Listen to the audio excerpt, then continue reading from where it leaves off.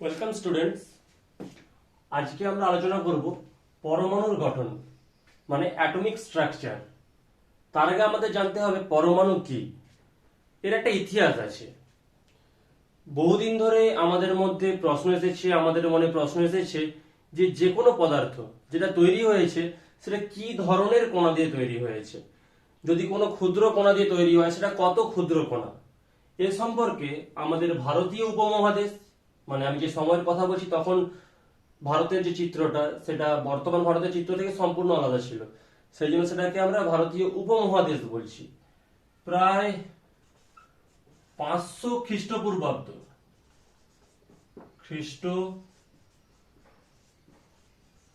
পূর্বাব্দের একজন ঋষি ছিলেন যার নাম ছিল কোনাদ, যিনি প্রথম কণা তত্ত্বের ধারণা দেন। এটা কথিত আছে যে তিনি প্রথম কণা তত্ত্বের ধারণা দেন। তিনি প্রথম এরকম একটা মত প্রকাশ করেন যে এ মহাবিশ্বের সবকিছু একটা ক্ষুদ্র, যার অস্তিত্ব আছে কিন্তু যা অবিনশ্বর, যাকে কখনো ধ্বংস করা যায় না। এই ধরনের একটা কণা দিয়ে পৃথিবীর সমস্ত পদার্থ গঠিত।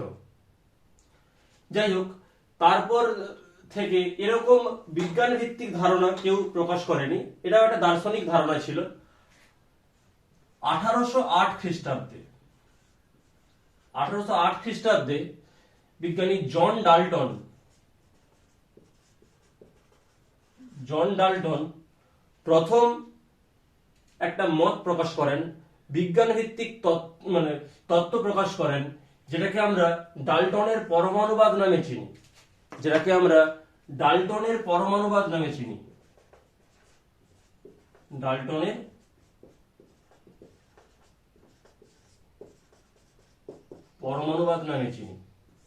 ডাল্টন তার পরমাণুবাদে কি বললেন? তিনি পরমাণু সম্পর্কে ধারণা দিলেন।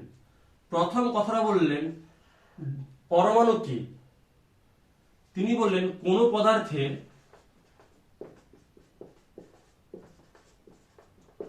ক্ষুদ্রতম অবিভাজ্য কণা হলো পরমাণু। ক্ষুদ্রতম অবিভাজ্য কণা হলো পরমাণু। এই পরমাণু কেমন সে সম্পর্কে তিনি বললেন পরমাণুকে সৃষ্টি বা ধ্বংস করা যায় না।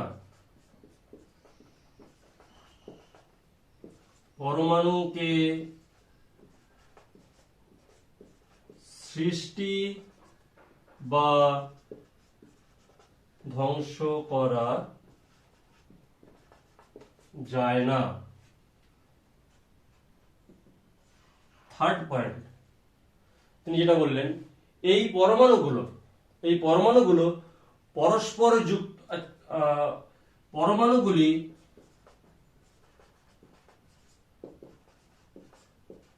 রাসায়নিক বিক্রিয়ার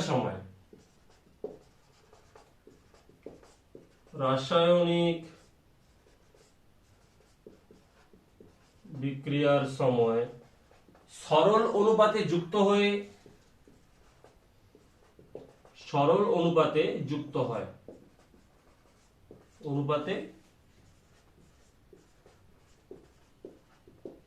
হয়।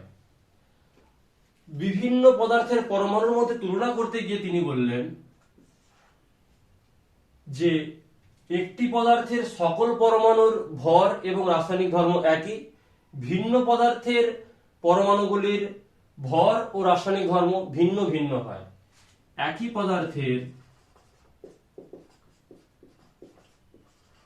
পদার্থের পরমাণুগুলির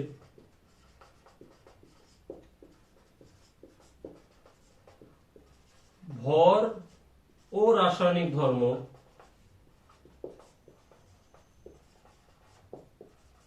একই ও ভিন্ন ভিন্ন পদার্থের পরমাণুগুলির ভর ও রাসায়নিক ধর্ম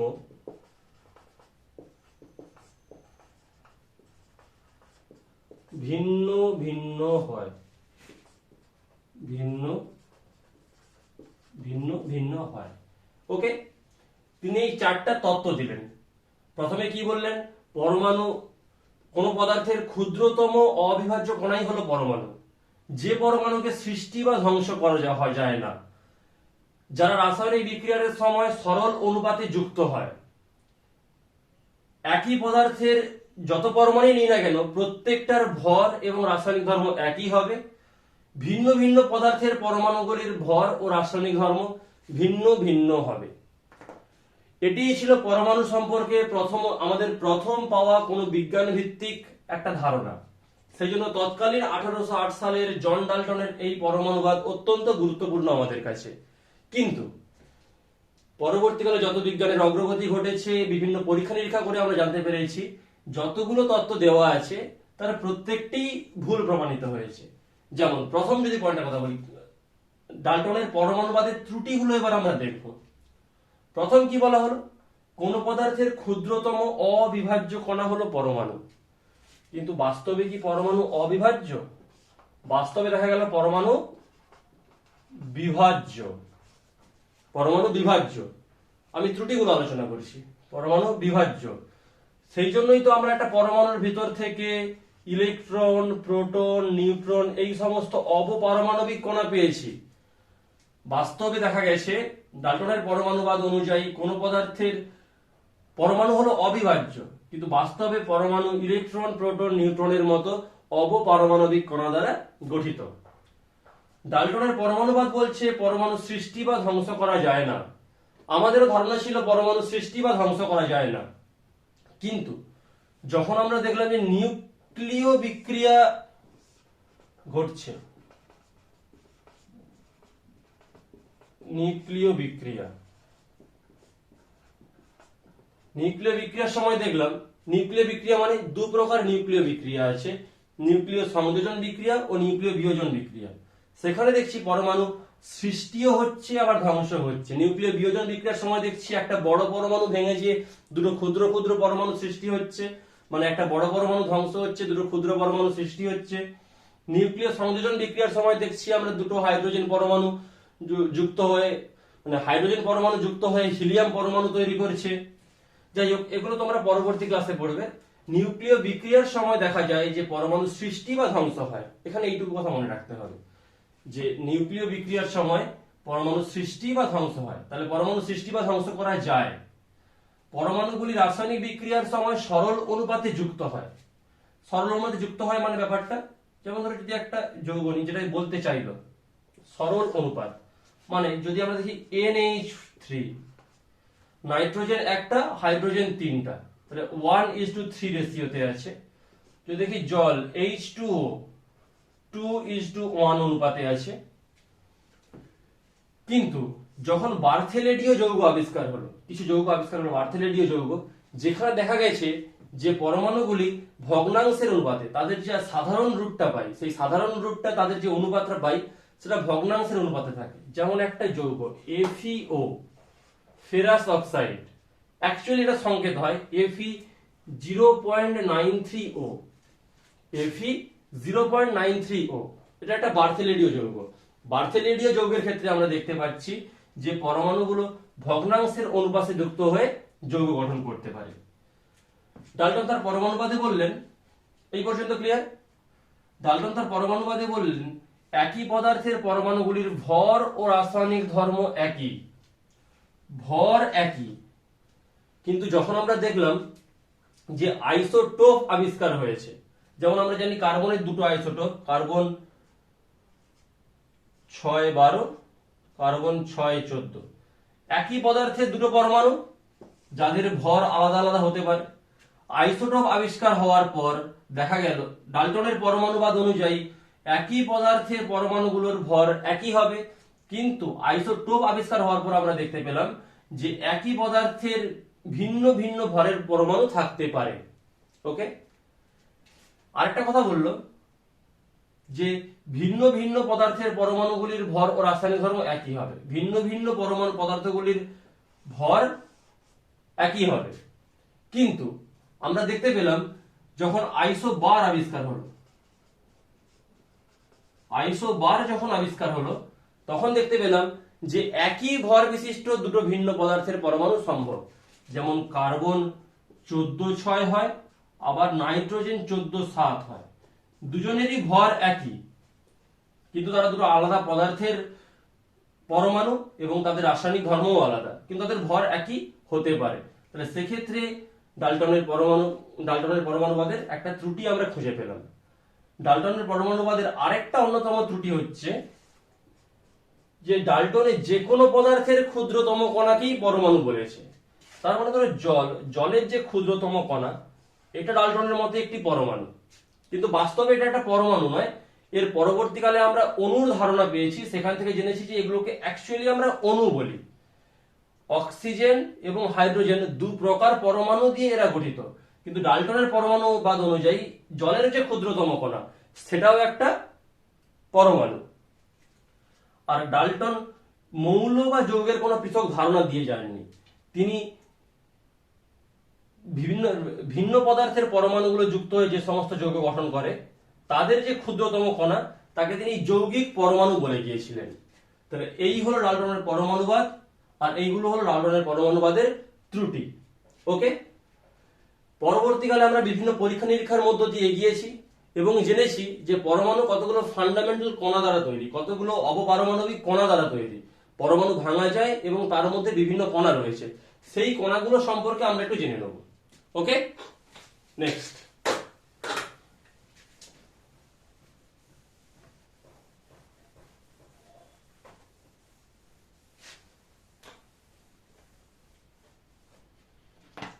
পরমাণু গঠনকারী কণা।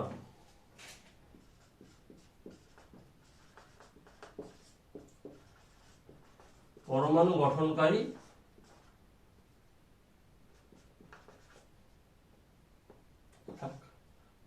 কণা। পরমাণুর মধ্যে আমরা যা যা কণা পাই সেই কণাগুলোর প্রকৃতি নিয়ে তাদেরকে আমরা তিনটে ভাগে ভাগ করি। একটাকে বলছি স্থায়ী কণা,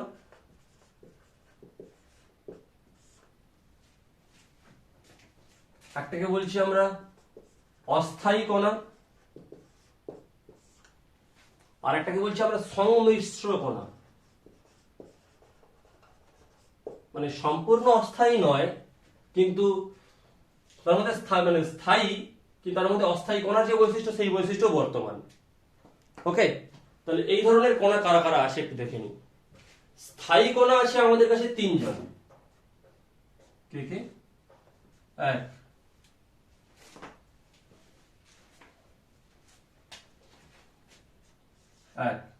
স্থায়ী কণা আছে ফার্স্ট ইলেকট্রন,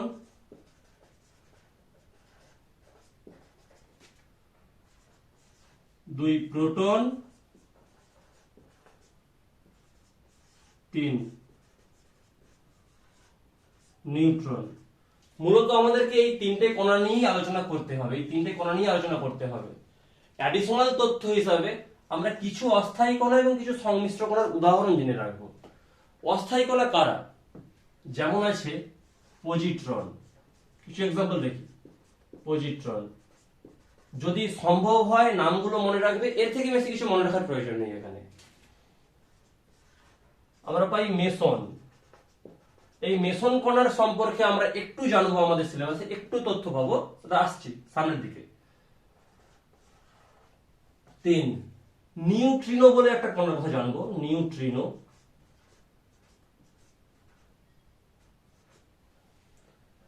সঙ্গে আরেকটা কণা আছে অ্যান্টি নিউট্রিনো। এগুলো কোনোটা সম্পর্কেই আমাদের সিলেবাসে আলোচনা হবে না, শুধুমাত্র এক্সাম্পল কয়েকটা আমরা একটু দেখে রাখছি। নিউট্রিনো, অ্যান্টি নিউট্রিনো,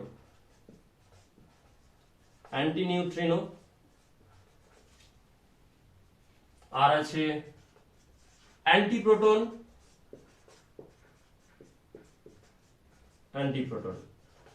এরা হচ্ছে অস্থায়ী কণা, যাদেরকে পরমাণুর মধ্যে আমরা পেয়ে থাকি। সংমিশ্র কণা, এদের মধ্যে আমরা আমাদের আলোচনার মধ্যে যাকে পাবো সেটা হচ্ছে আলফা কণা। এর সম্পর্কে আমরা জানবো, আমাদের এই চ্যাপ্টারের আলোচনাতেই আমরা আলফা কণাকে জানবো। এছাড়া আরো একটা যদি উদাহরণ দেখি, ডয়টেরন।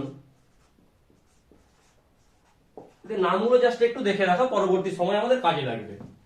মানে অন্যান্য ক্লাসে, এই ক্লাসে আলফা কণা সম্পর্কে একটু জানবো আমরা, এখান থেকে মেসন সম্পর্কে জানবো, অন্যান্য গুলো আমাদের কোনো কাজে লাগবে না এই ক্লাসে। আমাদের যেগুলো জানতে হবে এই তিনটে ফান্ডামেন্টাল কণা, এই তিনটে স্থায়ী কণা সম্পর্কে আমরা জানবো। এদেরকেই বলছি আমরা অবপারমাণবিক কণা। ওকে, ক্লিয়ার? নেক্সট টপিকে যাচ্ছি। তাহলে এই তিনটে কণা সম্পর্কে আমরা ডিটেলস আলোচনা করি।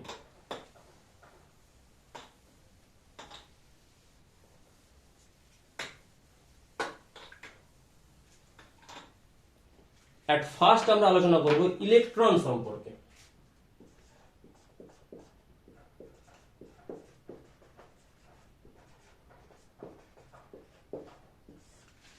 ইলেকট্রন এর একটু আবিষ্কারের গল্পটা শুনে নিই।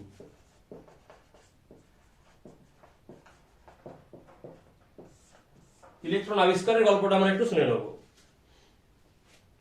সালটা 1878, সালটা 1878।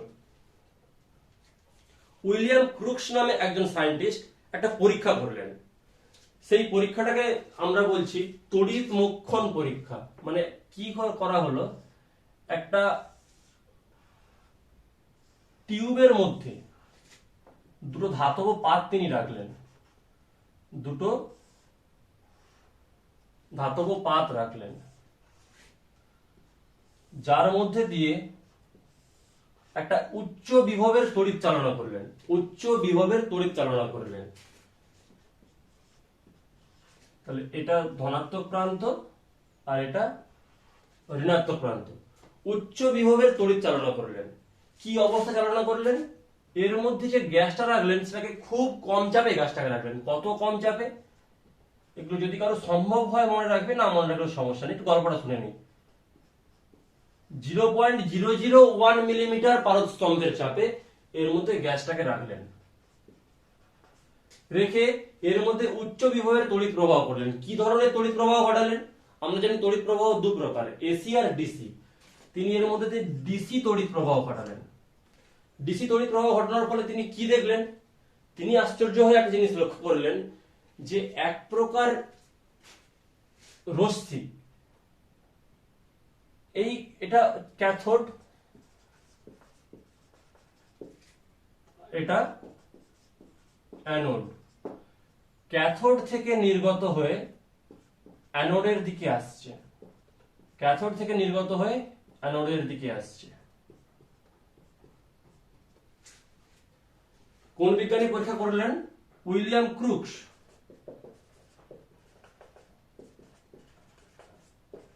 কত সালে? 1878 খ্রিস্টাব্দে পরীক্ষাটা করলেন। এরকম একটা পরীক্ষা করলেন। এই রশ্মিটার তিনি নাম দিলেন, এই যে রশ্মিটা, এই রশ্মিটার তিনি নাম দিলেন ক্যাথোড রশ্মি। ক্যাথোড রশ্মি, যেহেতু ক্যাথোড থেকে নিঃসৃত হচ্ছে তাই এর নাম দিলেন তিনি ক্যাথোড রশ্মি। এরপর এলেন J J Thomson. J J Thomson. William Crookes cathode রশ্মি আবিষ্কার করলেন, কিন্তু তার সম্পর্কে, ক্যাথোড রশ্মির বৈশিষ্ট্য সম্পর্কে তিনি কোনো সাম্যক ধারণা দিয়ে যাননি। জে জে থমসন এই ক্যাথোড রশ্মির উপর কতগুলো পরীক্ষা করলেন। পরীক্ষা করলে তিনি ক্যাথোড রশ্মির যে বৈশিষ্ট্যগুলো পেলেন সেইগুলো আমরা নোট করব, এটা ইম্পর্টেন্ট।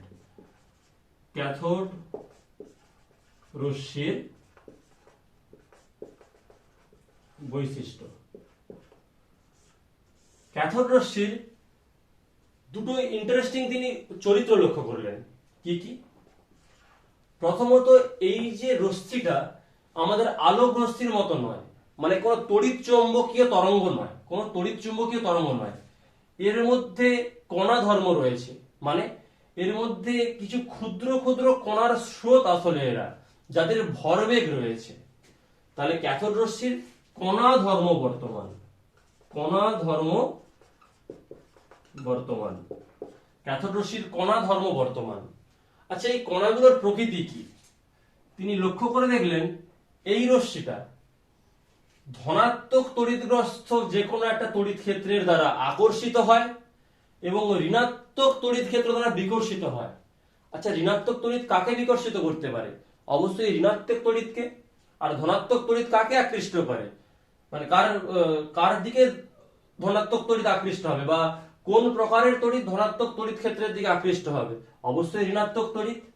তাহলে তিনি ওটা বলতে পারেন এর মধ্যে তো ক্ষুদ্র ক্ষুদ্র কণা আছে, এই ক্যাথোড রশ্মি গঠনকারী যে উপাদান কণাগুলো ঋণাত্মক তড়িৎগ্রস্ত কণা। ক্যাথোড রশ্মির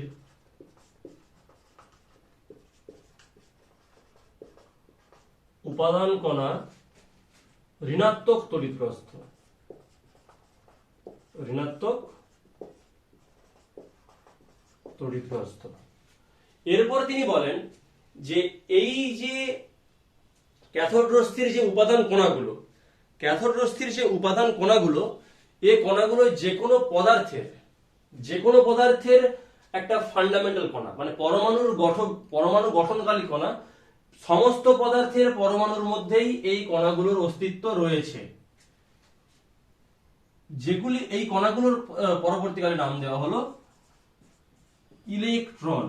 এদের নাম দেওয়া হলো ইলেকট্রন, ঋণাত্মক তড়িৎগ্রস্ত কণা, যেটা কিনা যে কোনো পদার্থের পরমাণু গঠনকারী একটা কণা, যার নাম দেওয়া হলো ইলেকট্রন। এই ইলেকট্রন আবিষ্কারের জন্য জে জে থমসনকে নোবেল প্রাইজও দেওয়া হয়। তাহলে এখান থেকে আমরা যে তথ্যগুলো জানলাম, অ্যানোড রশ্মি আবিষ্কার করেন কে? William crooks. পরীক্ষাটা কবে করেছিলেন? 1878 খ্রিস্টাব্দে। যদি বলে ইলেকট্রন আবিষ্কার করেন কে? উইলিয়াম ক্রুকস ক্যাথোড রশ্মি দেখেছিলেন, কিন্তু তার বৈশিষ্ট্য পর্যালোচনা করতে পারেননি। তার বৈশিষ্ট্য পর্যালোচনা করে সেটাই যে ইলেকট্রন, এবং সেটা যে কোনো পদার্থের একটা গঠনকারী ফান্ডামেন্টাল কণা, মানে অপপারমাণবিক কণা, সেটা চিহ্নিত করলেন জে জে থমসন। তাই ইলেকট্রনের আবিষ্কারক কাকে বলা হবে? থমসনকে। তাহলে ইলেকট্রন আবিষ্কার করেন, এটা তোমাদের প্রায় কোশ্চেনে জিজ্ঞেস করা হয়ে থাকে, ইলেকট্রন কে আবিষ্কার করেন? তাহলে ইলেকট্রন আবিষ্কার করেন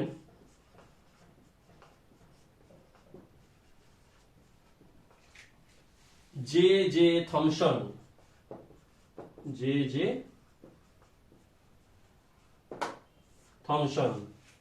ইলেকট্রন আবিষ্কার করেন জে জে থমসন। তাহলে এই হলো আমাদের ইলেকট্রনের গল্প। এরপর আমরা প্রোটন সম্পর্কে জানবো। ওকে, যদি কারো স্ক্রিনশট নেওয়ার প্রয়োজন হয় বা নোট করার হয়ে গেলে আমি এগোচ্ছি। Next, proton.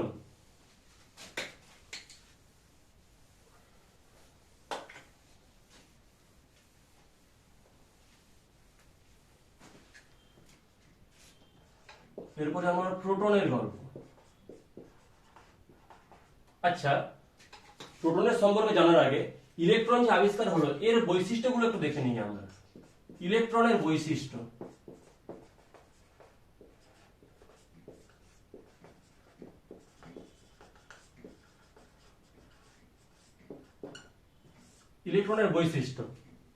ইলেকট্রনের বৈশিষ্ট্যটা আমরা দেখব ইলেকট্রনের ভর কতটা। ইলেকট্রনের ভর কতটা?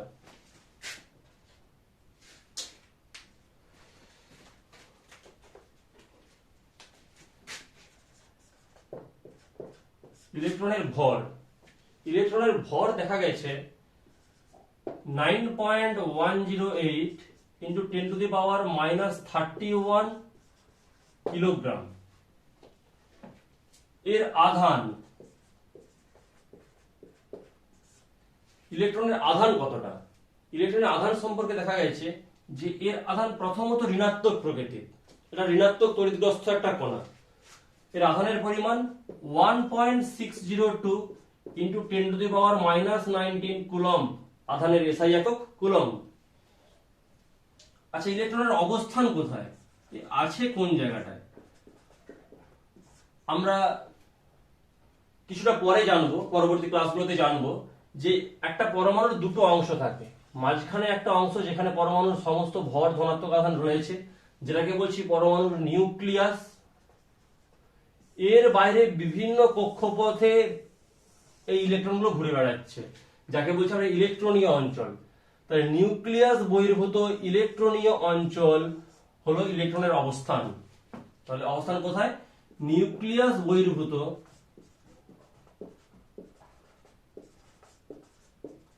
বহির্ভূত ইলেকট্রনীয় অঞ্চল, ইলেকট্রনীয় অঞ্চল। ক্লিয়ার? তাহলে এই হলো ইলেকট্রন সম্পর্কে কতগুলো ফান্ডামেন্টাল ইনফরমেশন যেটা আমরা জেনে নিলাম। ওকে, নেক্সট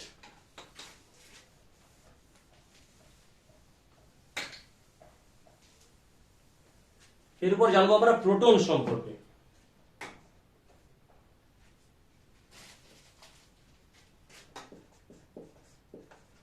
প্রোটন, ইলেকট্রন যেরকম আবিষ্কার হয়েছিল ক্যাথোড রশ্মি থেকে, সেরকম, আর আমি বিস্তারিত আলোচনায় যাচ্ছি না, সেরকম প্রোটন আবিষ্কার হয়েছিল অ্যানোড রশ্মি থেকে। কোথা থেকে? অ্যানোড রশ্মি থেকে। প্রোটন আবিষ্কার করেন এবং তার বৈশিষ্ট্যগুলো দেন, মানে ইলেকট্রন প্রোটন আবিষ্কার করেন এবং তার বৈশিষ্ট্যগুলো সম্পর্কে আলোচনা করেন 1886 খ্রিস্টাব্দে গোল্ডস্টাইন 1886 খ্রিস্টাব্দে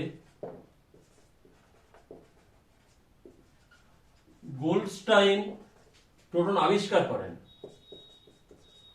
প্রোটন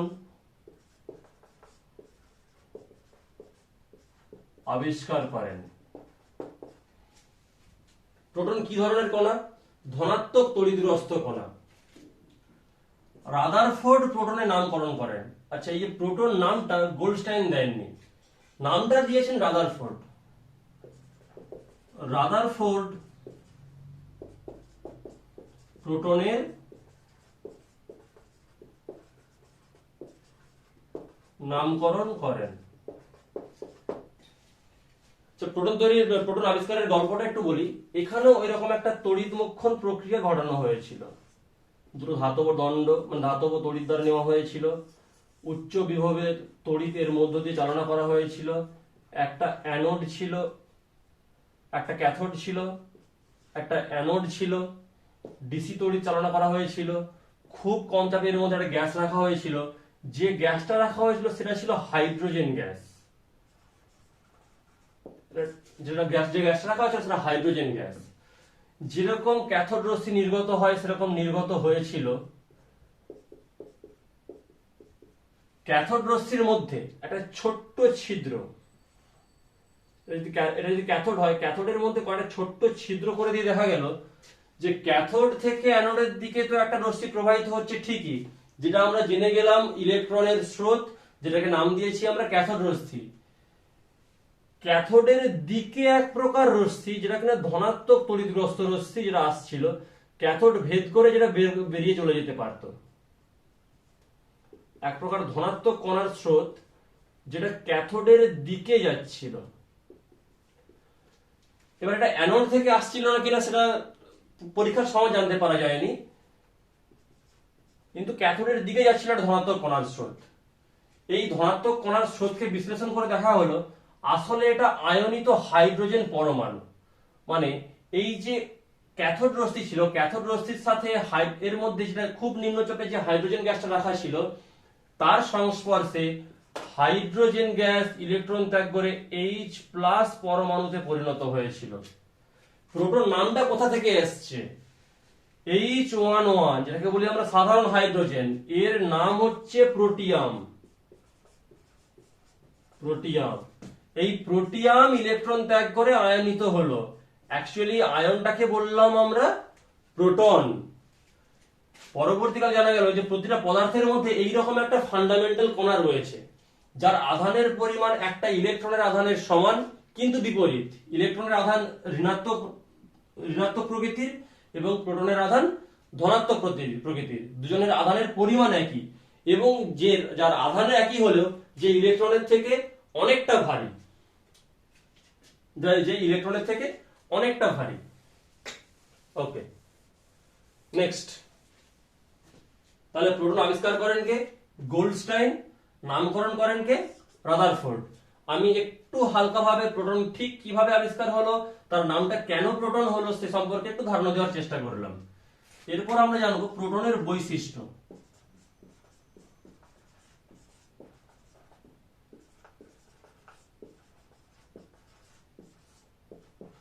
প্রোটনের বৈশিষ্ট্য।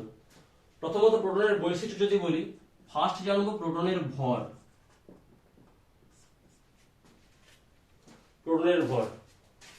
দ্বিতীয় জানবো প্রোটনের আধান।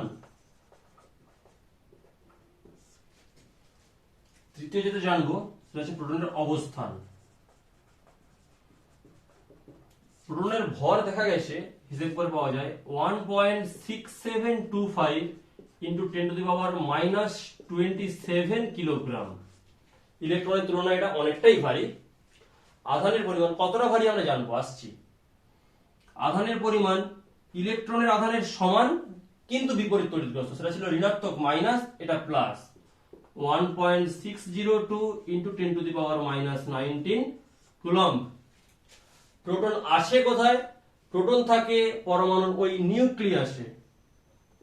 এর অবস্থান নিউক্লিয়াস, এটা আমরা পরবর্তী সময় জানবো। পরমাণু মডেল যখন জানবো তখন জানবো প্রোটন অ্যাকচুয়ালি আসে কোথায়। আপাতত এটা মনে রাখতে হবে, এর অবস্থান পরমাণুর নিউক্লিয়াসে। আচ্ছা, প্রোটন সম্পর্কে যখন জানলাম তখন আরেকটা কণা সম্পর্কে আমরা একটু আলোচনা করে নিই। পরমাণুর মধ্যে সবচেয়ে ভারী কণা, নিস্তড়িত কণা, তার নাম হচ্ছে নিউট্রন। নিউট্রন আবিষ্কার করেন কে?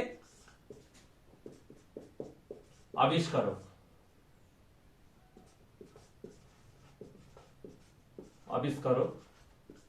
স্যাডউইক বা চ্যাডউইক, স্পেলিং এ তো সিএইচ আছে, চ্যাডউইক।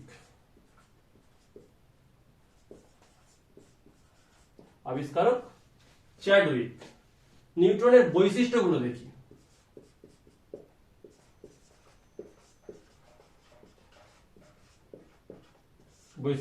বৈশিষ্ট্য মানে কি জানবো আমরা?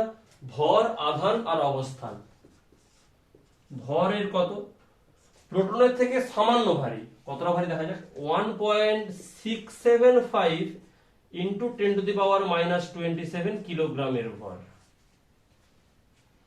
2 এর আধান, এটা একটা আধানবিহীন কণা। নিউট্রন একটা আধানহীন কণা, আধান এর 0। 3 এর অবস্থান, হচ্ছে পরমাণুর নিউক্লিয়াস। মানে প্রোটন যেখানে থাকে নিউট্রনও পরমাণুর মধ্যে ঠিক সেখানেই থাকে, নিউক্লিয়াস। ওকে, তাহলে আমরা কি কি কণা সম্পর্কে জানলাম? 3টা ফান্ডামেন্টাল কণা সম্পর্কে আমরা জানলাম, ইলেকট্রন, প্রোটন, নিউট্রন। ইলেকট্রনের আবিষ্কারক বললাম জে থমসনকে, প্রোটনের আবিষ্কারক বললাম গোল্ডস্টাইনকে, প্রোটনের নামকরণ করেন রাদারফোর্ড। নিউট্রনের আবিষ্কার জানলাম চ্যাডউইক। নিউট্রন আবিষ্কারের সাল, নিউট্রন আবিষ্কার হয় 1932 সালে, 32 খ্রিস্টাব্দে। এটা দেখা যাচ্ছে অনেকটাই দেরিতে। আচ্ছা, এদের একটু তুলনামূলক আলোচনা করে নেই। একটা প্রোটনের ভর, একটা ইলেকট্রনের ভর একটা হাইড্রোজেন পরমাণুর ভরের কত গুণ? এই তথ্যটা একটু নোট করতে হবে, এখান থেকে প্রশ্ন আসে, ডাইরেক্ট কোশ্চেন আসে এখান থেকে। ইলেকট্রনের ভর একটা হাইড্রোজেন পরমাণুর 1837 গুণ ইন্টু হাইড্রোজেন পরমাণু।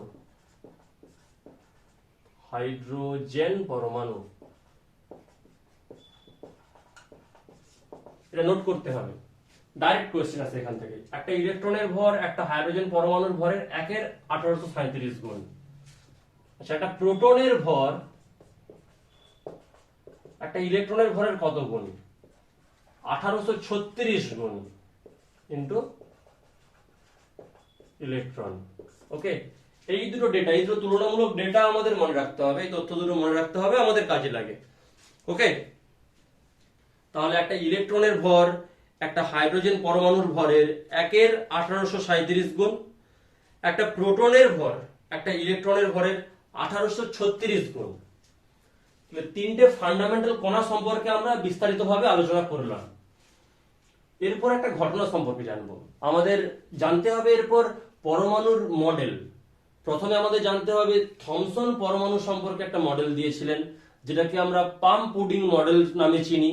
সেই মডেলটা সম্পর্কে জানবো, তার স্বীকার্যগুলো কি কি ছিল জানবো। সেটা কেন ত্রুটিপূর্ণ সেটা জানবো। এরপরে সেই ত্রুটি সংশোধন করলেন কে? রাদারফোর্ড। রাদারফোর্ড পরমাণুর উপর একটা পরীক্ষা করেন, যেটা যুগান্তকারী পরীক্ষা এবং খুব গুরুত্বপূর্ণ পরীক্ষা, আমাদেরকে জানতে হবে। আমাদের সিলেবাসের একটা বড় অংশ জুড়ে শুধু সেই পরীক্ষাটা রয়েছে, সেটা হচ্ছে রাদারফোর্ডের আলফা কণা বিচ্ছুরণ পরীক্ষা। সেটা সম্পর্কে আমরা পরের ক্লাসে বিস্তারিত আলোচনা করব। এই আলফা কণা বিচ্ছুরণ পরীক্ষার জন্য তিনি যেটা নিলেন, সেটা আলফা কণার স্রোত নিলেন। আলফা কণার স্রোত মানে আলফা রশ্মি নিলেন। এই আলফা রশ্মি জিনিসটা কি সেটা আমাদের আজকে জানতে হবে, তাহলে আমরা পরের ক্লাসটা বুঝতে পারবো। তাহলে আলফা রশ্মি কি জানতে হলে জানতে হবে আলফা রশ্মি আসছে কোথা থেকে। তার উত্তরে বলা যায় যে আলফা রশ্মি হচ্ছে তেজস্ক্রিয়তার একটা ফল, এক প্রকারের তেজস্ক্রিয় রশ্মি। তাহলে সেটা জানতে হবে তেজস্ক্রিয়তা জিনিসটা কি। তেজস্ক্রিয়তা সম্পর্কে একটু হালকাভাবে আমরা জেনে নেবো তেজস্ক্রিয়তা জিনিসটা কি।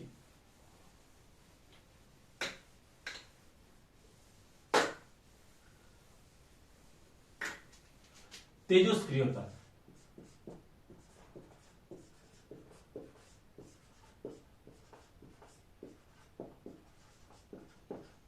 ইংরেজিতে বলে আমরা রেডিও অ্যাক্টিভিটি।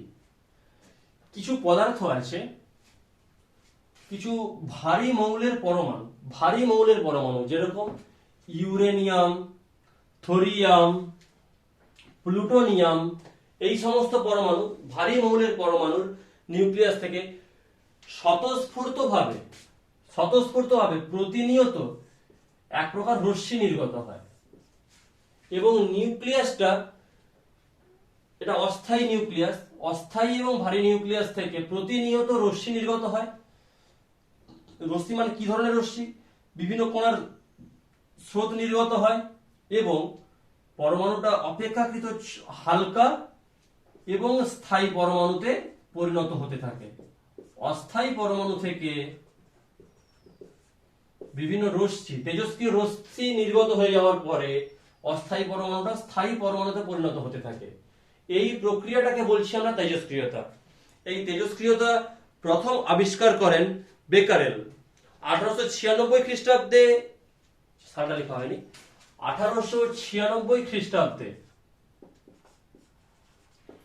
বেকারেল তেজস্ক্রিয়তা আবিষ্কার করেন। তেজস্ক্রিয়তা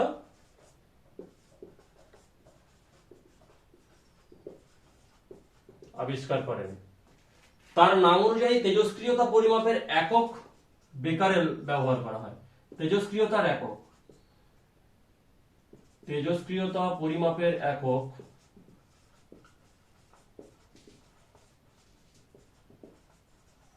বেকারেল। আবিষ্কারক বিজ্ঞানী বেকারেলের নামই তার এককটার নাম রাখা হয়েছে। ওকে, যাই হোক, এটা আমাদের জানার বিষয় নয়, যদি কেউ মনে রাখতে পারো ঠিক আছে। এই তেজস্ক্রিয়তার ফলে আমরা বিভিন্ন তেজস্ক্রিয় রশ্মি পাই। আমরা কি কি তেজস্ক্রিয় রশ্মি পাই সেটা সম্পর্কে একটু আমরা জেনে নেব। তেজস্ক্রিয় রশ্মি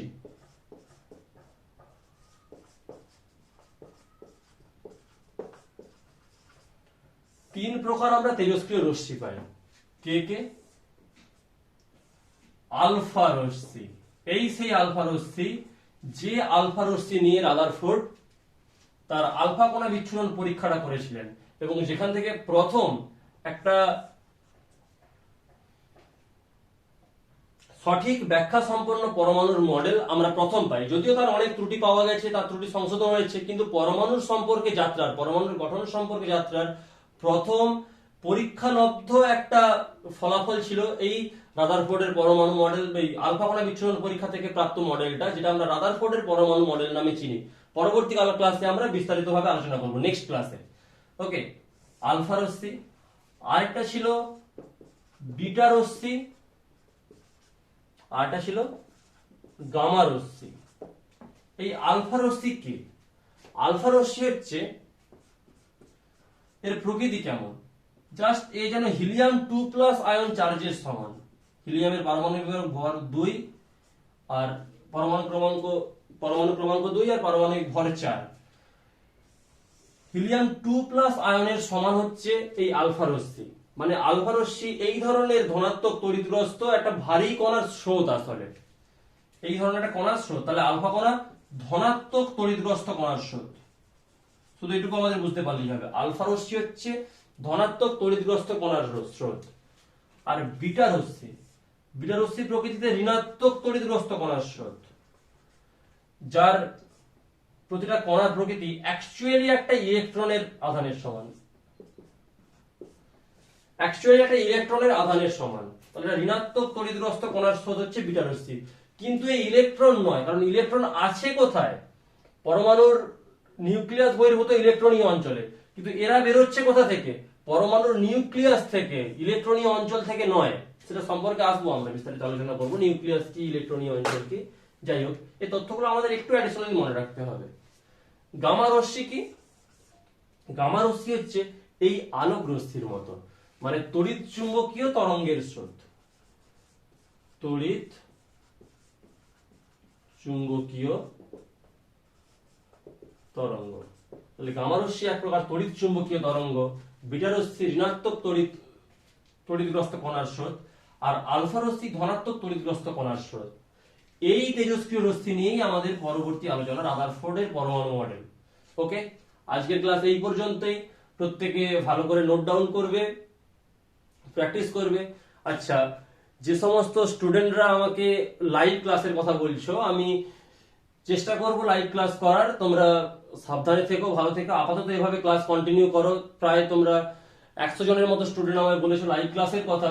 আমি ট্রাই করছি লাইভ ক্লাস কতটা করা যায়, কারণ তার জন্য একটা ফিক্সড শিডিউল তোমাদের জন্য আমাকে বের করে দিতে হবে। সেই সময়টা বের করে অবশ্যই রাত্রের দিকে আমি ট্রাই করব, যদি লাইভ ক্লাস করা যায়। ওকে, আজকের ক্লাস এই পর্যন্তই। তোমরা পুরোটা ভালো করে নোট ডাউন করবে, প্র্যাকটিস করবে। আমরা আসছি নেক্সট ক্লাসে, পরমাণুর মডেলগুলো নিয়ে আলোচনা করব। ওকে, বাই।